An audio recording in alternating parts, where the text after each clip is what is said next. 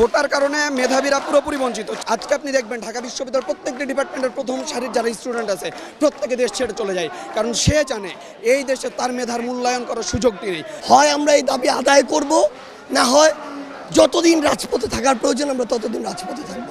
আমরা এখনো শান্তি অবস্থান বজায় রেখে আন্দোলন করছি। দেখা যাচ্ছে একটা বিশেষ শ্রেণীকে বিশেষ সুযোগ সুবিধা দেওয়া হচ্ছে।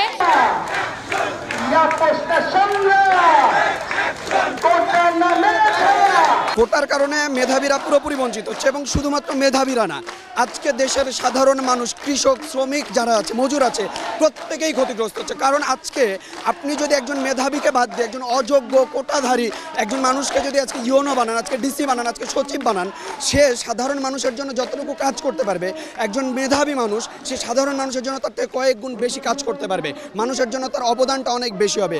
আপনি যদি এই মেধাবীদের নিয়োগ দেন, আজকে যে আপনাকে বেনজিরদের দেখতে হচ্ছে, আজকে যে আপনাকে মতিউরদের দেখতে হচ্ছে, এই মতিউর বেনজিরদের আধিক্যটা আজকে আপনার সমাজে কমে যাবে, আজকে আপনার রাষ্ট্র ব্যবস্থায় এদের আধিক্য কমে যাবে।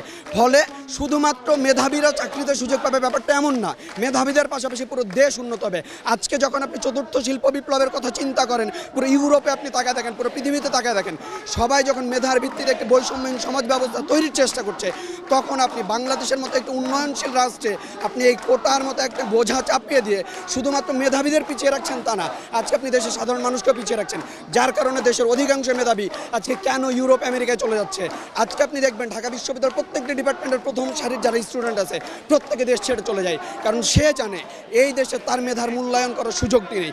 আপনি যদি এই সরকারি চাকরিতে এই মেধার মূল্যায়নটি না করেন, তাহলে আজকে শুধুমাত্র প্রথম সারির না, এরপরে দেখবেন ন্যূনতম মেধাবী যারা আছে প্রত্যেকে এই দেশ ছেড়ে চলে যাবে, এই দেশ দরিদ্রই থেকে যাবে, আবার সেই ৭১-এর পর আমরা যে দরিদ্র দেশ পেয়েছিলাম সেই দরিদ্র দেশে পরিণত হবে। সাধারণ মানুষের মুক্তির জন্য হলেও, আজকে সাধারণ মেধাবীদের মুক্তির জন্য হলেও এই কোটা প্রথা বিলোপ করা উচিত এবং মেধাবীদের নিয়োগ দেওয়া উচিত। আপনারা দেখেছিলেন যে 18 সংগ্রামে আন্দোলনে কি করা হয়েছিল সেই কোটা পুনর্বহাল করার জন্য, কোটা প্রথা বাতিল করার জন্য, এবং আমাদের এই দাবি যদি ওরা মেনে না নেয়, তাহলে ছাত্র সমাজ যে এই সুপ্ত পর্যায় থেকে কোন পর্যায়ে যেতে পারে সেটা মনে হয় আগেও সরকার দেখেছে, এরপরেও সরকার দেখবে। আমরা আছি, আমরা এখনো শান্তি অবস্থান বজায় রেখে আন্দোলন করছি। এই আন্দোলন চলবে এবং আস্তে আস্তে সেটা বেড়ে যাবে, একদম সারা দেশে বেড়ে যাবে, সেটা সরকার দেখতে পারবে। সবাই কিন্তু সরকারি চাকরিতে আসতে পারে না, সেই জায়গায় 30% মুক্তিযোদ্ধা কোটা সহ 56% এই কোটা, সেখানে আমরা মেধাবীরা যারা হচ্ছে দিনরাত পরিশ্রম করে, মানে এই একটা বিশ্লেষণ থেকে আসছে, বিসিএস এর 46তম বিসিএস এর বিশ্লেষণ থেকে আসছে, মাত্র 250টা সিটের জন্য আমরা লক্ষ লক্ষ শিক্ষার্থী এই প্রতিযোগিতায় আসতেছি। দেখা যাচ্ছে একটা বিশেষ শ্রেণীকে বিশেষ সুযোগ সুবিধা দেওয়া হচ্ছে, যেখানে সবাইকে আসলে সমানভাবে দেখা উচিত। আপনি দেখছেন এখানে ছাত্রছাত্রীদের গণজোয়ার চলে এসেছে, শুধুমাত্র ঢাকা বিশ্ববিদ্যালয়ের এই এলাকাটুকুতে এতগুলো মানুষ জড়ো হয়েছে। সারা বাংলাদেশে আমাদের মতো অজস্র শিক্ষার্থী রয়েছে যাদের সাধারণ একটাই দাবি যে তারা যেন সমান অধিকারটা পায়, চাকরি ক্ষেত্রে সব ক্ষেত্রে যাতে তারা সমান অধিকারটা পায়। কিন্তু আমরা চাকরির জন্য তো এত পড়াশোনা করছি, শেষ পর্যন্ত যে শেষ দৌড়ে আমরা যদি আর টিকতে না পারি, তাহলে এত পড়াশোনার কোনো দাম থাকে না। যে 10:30টার দিকে হাইকোর্ট যে রায় ছিল সেটা পুনর্বহাল রেখেছে, সেটা হচ্ছে ছাত্র সমাজের সাথে একটা বৈষম্য। আমরা চাই না যে কোটা পুনর্বহাল থাক, কোটা সহ সব ধরনের কোটা, মুক্তিযোদ্ধা কোটা সহ কোনো ধরনের কোটা পুনর্বহাল থাক, শুধুমাত্র ক্ষুদ্র নিগোষ্ঠীদের জন্য যে কোটা 5% বা 10% সেটা যাতে পুনর্বহাল থাকে।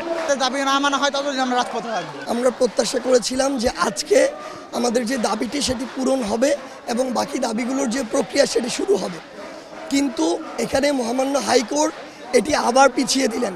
আজকে এই রায় যেটি আমাদের পক্ষে আসার কথা ছিল সেটি আমরা পাইনি।